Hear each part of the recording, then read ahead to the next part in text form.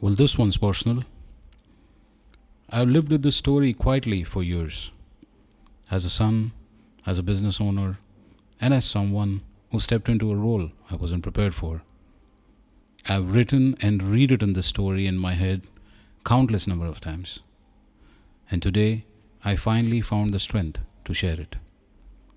For every second generation entrepreneur out there, for every son or daughter still trying to protect what their parents built, well, this one is for you.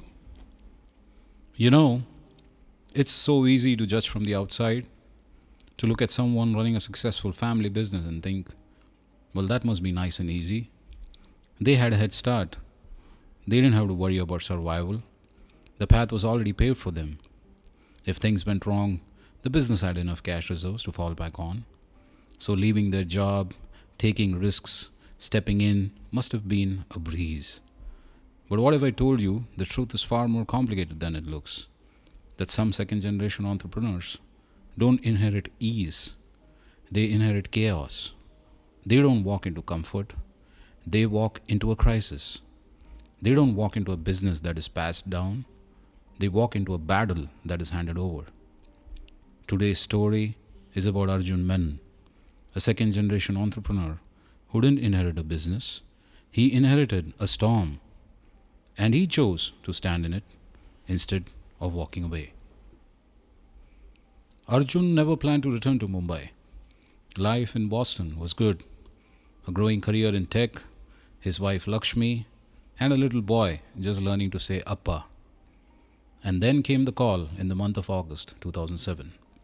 His father's voice was calm, steady, even laced with a hint of a chuckle. They've opened a new company, Arjun. The four of them. A sister concern. Taken most of the orders, about 85% I would say. There was no drama or desperation in his father's voice. These people weren't strangers. They were trusted employees. Men who had worked with his father for over 2 decades. Men Arjun had grown up calling uncle. But his father didn't complain. He didn't sound broken because he wasn't the kind of man who asked for help. He was a fighter, and he always had been. And he would never ever ask Arjun to give up his own life to come back. He was proud of what Arjun had built, and all he was doing was protecting that. But Arjun could hear it, in the space between the words, in the quiet after the laugh. And that was enough. The next morning, with Lakshmi's quiet strength behind him, caring for their newborn, holding the home together, and never once asking him to stay, Arjun booked a one-way ticket to Mumbai. They returned not just as a couple, but as a family, leaving behind the comfort of what they had built to protect something far older and far more fragile. The shop floor and office weren't the same like he remembered. The machines were still, the air heavy. What once felt like an engine of purpose now sat hollow. His father was seated quietly in his cabin, head down, silent but not defeated. His mind was still searching for answers. Arjun had never seen him like that, and he wasn't the only one feeling the weight of what had happened. Some of the staff who had worked there for years avoided eye contact.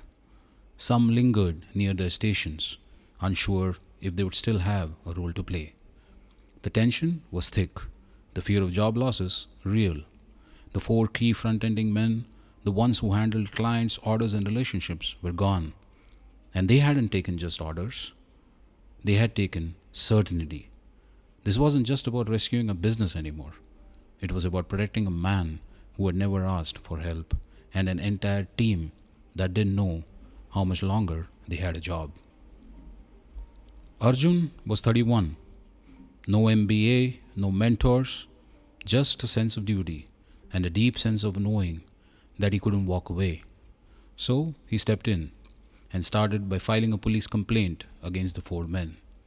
He called old clients, many of whom had already walked away. Some didn't answer. Others politely said, "We moved on, Arjun." At home, his wife had just given birth. She needed sleep and rest. So Arjun would stay up at night putting his son to sleep and then leave for the factory at dawn. No one told him how to do it. He just did it.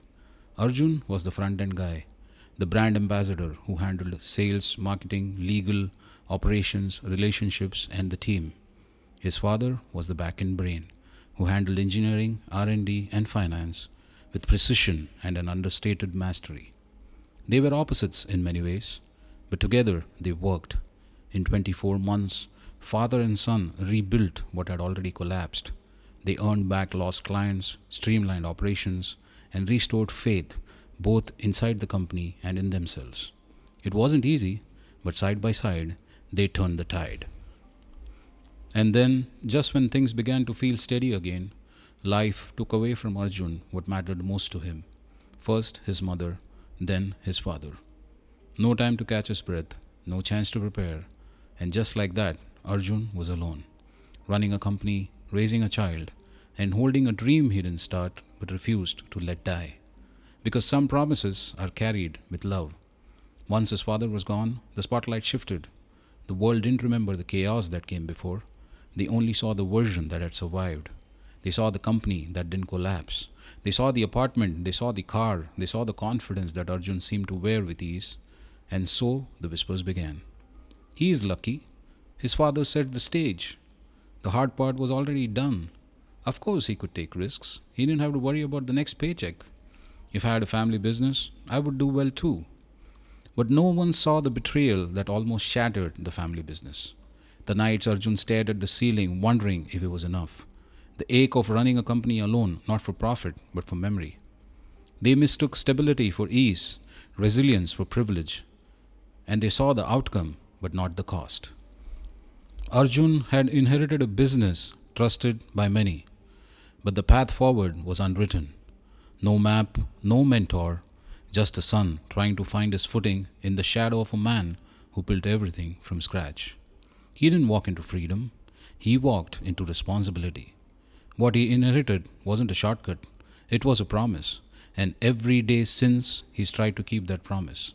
Not for applause, not to prove a point, but to keep something alive that mattered deeply to the two people he loved the most. His mother, whose quiet strength anchored the home, and his father, whose quiet brilliance built the foundation. They weren't around to see how far he has come, but in every decision he makes, every late night he stays back, every time he chooses to stay instead of walk away, he knows he's still building for them, brick by brick and memory by memory. And maybe that's what legacy really is. Not what you inherit, but what you choose to protect. Arjun's story isn't about privilege, it's about love, it's about responsibility, and a quiet kind of strength that doesn't seek to be applauded, but to be just understood.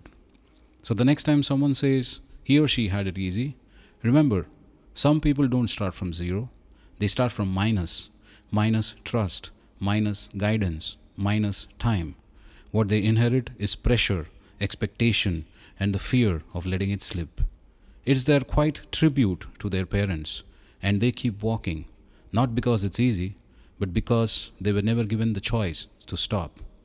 And as Arjun says, what I have is my father's gift. What I do with what I have is my gift to my father. So, if this story connected with you, then please share it. Because sometimes, behind a woman in charge or a man in control is just a child still trying to honor their parents in the only way they know how, and that is by not letting go. And remember, the hardest battles are the ones no one notices. The loudest truths are lived in silence. And finally, what you carry inside rarely shows up on the outside. Until next time, stay kind, stay curious, and thank you for listening to Think with Shankar.